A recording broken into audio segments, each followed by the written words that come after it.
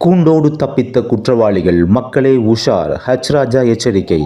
தமிழகத்திற்கு சட்டவிரோதமாக குடியேறிய 75 வங்கதேச குற்றவாளிகளை கூட முறையாக கண்காணிக்க முடியவில்லை என பாஜக மூத்த தலைவர் ராஜா சாடியுள்ளார்.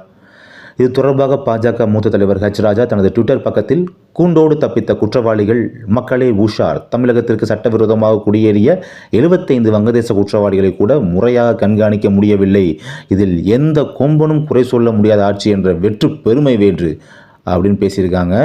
இது போக பார்த்தீங்கன்னா, திமுகவின் வண்டவாளங்களை அம்பலப்படுத்தி இந்த அநீதி அரசுக்கு எதிராக குரல் கொடுக்கும் நபர்கள் எங்கே செல்கிறார்கள், என்ன செய்கிறார்கள், என்ன பொய் வழக்கு போட்டு அவர்களை கைது செய்யலாம் என்பதையே எந்நேரமும் சிந்திக்கும் தமிழக முதல்வருக்கு கையில் அகப்பட்ட குற்றவாளிகளை கண்காணிக்க தோன்றவில்லையா?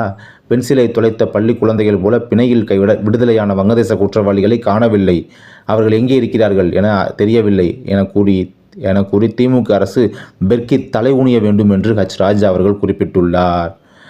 இதை பற்றி நீங்கள் என்ன நினைக்கிறீங்க அப்படின்றத கீழே உள்ள கருத்து கேள்வி பெட்டியில் தெரிவியுங்கள். நன்றி.